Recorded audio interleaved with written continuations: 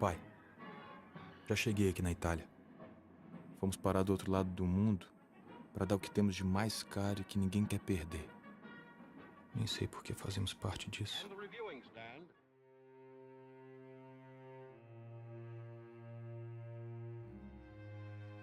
No Cine História do Brasil de hoje, apresentamos o filme A Estrada 47, uma produção feita a partir da parceria entre Itália, Portugal e Brasil. Com roteiro e direção de Vicente Ferraz, a obra tem como enredo principal uma parte ainda pouco explorada da nossa história, que diz respeito à participação do Exército Brasileiro na Segunda Guerra Mundial.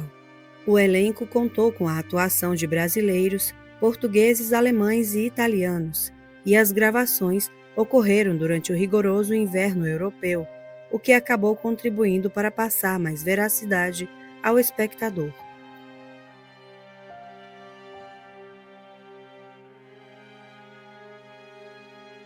Guima é um engenheiro que, por influência do pai, se voluntaria a lutar na Segunda Guerra junto com outros soldados brasileiros, sendo enviado para a Itália. Mas, estando lá, ele passa a questionar as reais motivações daquele conflito, inclusive no que diz respeito ao inimigo combatido, que até então parecia estar muito distante do Brasil. E tudo piora ainda mais quando um acidente fatal ocorre em uma das minas que sua equipe tentava desarmar. Na explosão, 2 de seus colegas morrem em sua frente, enquanto o restante do grupo, que observava de longe, é acometido por um pavor generalizado que causa a dispersão de todos. Agora, além de lidar com os próprios fantasmas, Guima passa a ser atormentado pela culpa de não ter conseguido salvar os amigos, o medo de morrer sozinho no meio da neve ou até de ter que enfrentar o tribunal militar. Na manhã seguinte, Guima acaba encontrando Piauí, Laurindo e o Tenente Penha, que informam para ele sobre a dispersão dos demais soldados. O próprio tenente aparenta estar preocupado com as consequências do evento e, ao dar de cara com o jornalista Rui, o grupo fica sabendo sobre uma estrada que os norte-americanos estavam tentando desobstruir para alcançar um monte isolado. Assim, para não ter que enfrentar a desonra militar, os 4 sobreviventes decidem eles mesmos irem até a Estrada 47 e desarmar as minas, deixando o caminho livre para o exército norte-americano.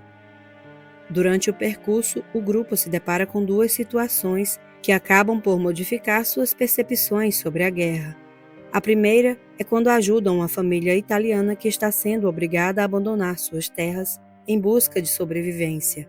E a segunda é quando encontram-se com um soldado alemão desertor, que por estar fragilizado e doente, é facilmente feito prisioneiro, dando um rosto ao inimigo combatido que nada mais é do que um ser humano, assim como eles. No final, será este soldado alemão o responsável por apontá-los a rota para a Estrada 47, que finalmente pode ser desobstruída pelos brasileiros, colocando os aliados em posição de vantagem no conflito.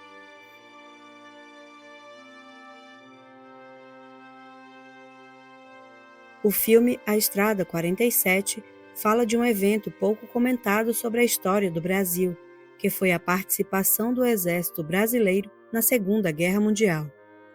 Até 1942, o então presidente Getúlio Vargas procurava manter uma postura neutra e às vezes até dúbia sobre o posicionamento do Brasil na guerra.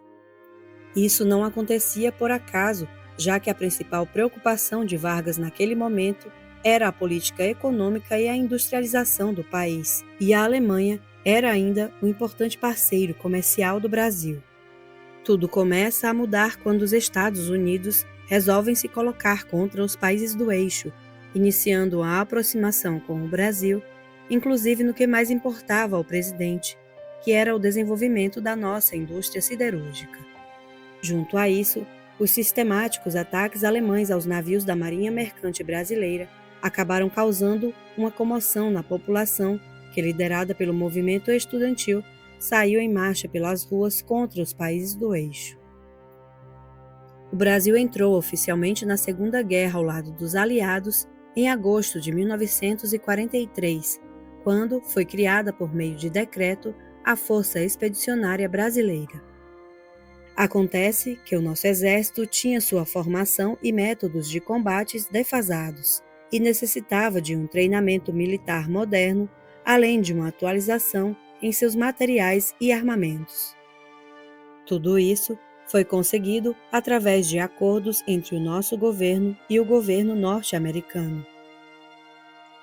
Assim, o primeiro grupo de soldados da FEB foi enviado ao combate na Itália somente em meados de 1944, desembarcando no porto de Nápoles no dia 16 de julho daquele ano. A viagem de navio já havia sido extremamente desagradável para a maior parte deles, que sequer haviam saído de suas cidades até aquele momento.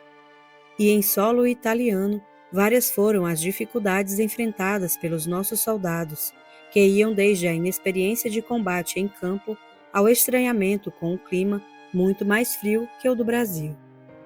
Contudo, conforme o exército brasileiro participava das campanhas, ia conseguindo se destacar nas batalhas, tendo baixas, mas também muitos avanços territoriais para os aliados. As situações de pânico citadas em algumas fontes e memórias dos próprios pracinhas devem ser analisadas do ponto de vista daquele contexto histórico, já que para muitos deles havia um certo desconhecimento e distanciamento do inimigo que estava sendo combatido pela Europa. É necessário também destacar a participação de sucesso que o exército teve na tomada de Monte Castelo e sua campanha militar em Montese, que é lembrada até hoje pela população local. Além da FEB, que contava com combatentes, engenheiros e profissionais de saúde, o Brasil também enviou para a Itália seus aviadores da FAB, que já atuavam em território nacional na defesa do espaço aéreo da região Nordeste. Mas, findadas as campanhas militares da Itália, a FEB acabou sendo extinta já no ano de 1945, restando aos ex-combatentes a necessidade de mobilização por meio das associações a fim de conseguirem a assistência necessária, já que para muitos não houve sequer um apoio médico ou psicológico após os eventos traumáticos da Segunda Guerra. O filme A Estrada 47, embora seja uma história com personagens fictícios, foi feita com base em fontes escritas da época, bem como das memórias dos pracinhas que retornaram ao Brasil. Assim, torna-se um importante material de análise histórica sobre esse evento ainda pouco explorado na historiografia brasileira.